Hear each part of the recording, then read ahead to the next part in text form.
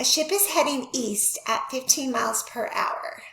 And so you're going to come here and you're going to have that ship moving to the east. So let's try that.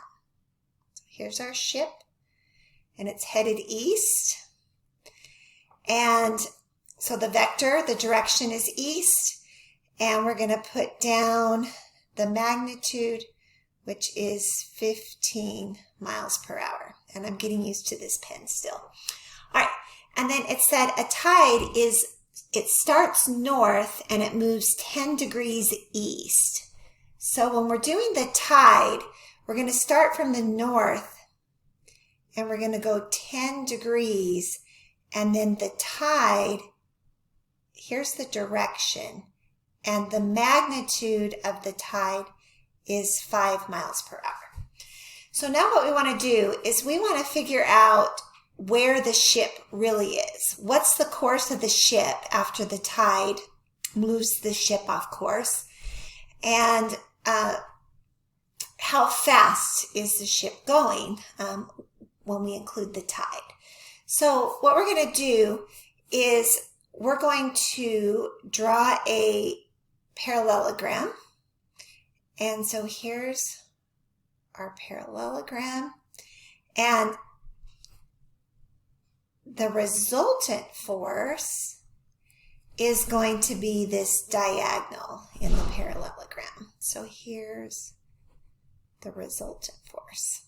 And I know the picture's not the best. All right, so we're going to figure out the length of that resultant force, and that will be how fast the ship is going. And then we're also going to find the angle, which means we're looking for theta right there. All right, so how are we going to do that? The first thing we're going to do is we are going to look at this as a parallelogram. And we know that this angle right here is 10 degrees. And so we know that this angle is going to be 80. So this is 80 degrees, which means this corner over here. Okay, so what we're going to do is find the resultant. So how we find the resultant is we're going to use our law of cosines, which is side, angle, side. So here we go with this.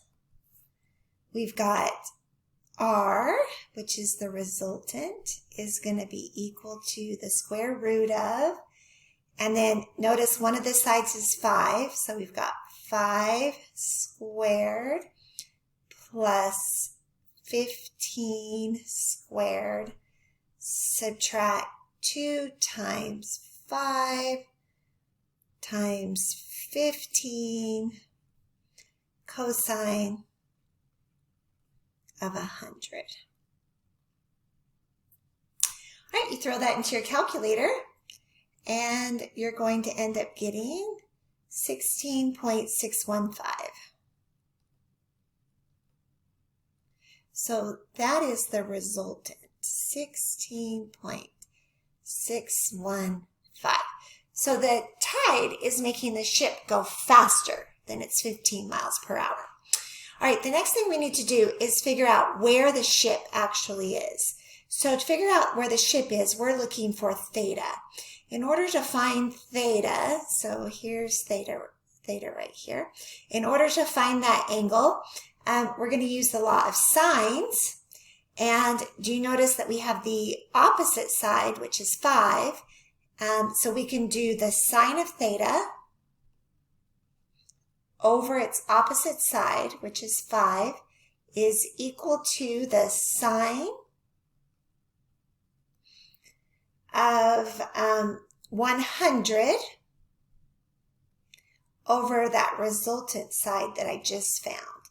And in your calculator, you're going to want to have stored this number, and you're going to want to use the full number. So instead of the decimal.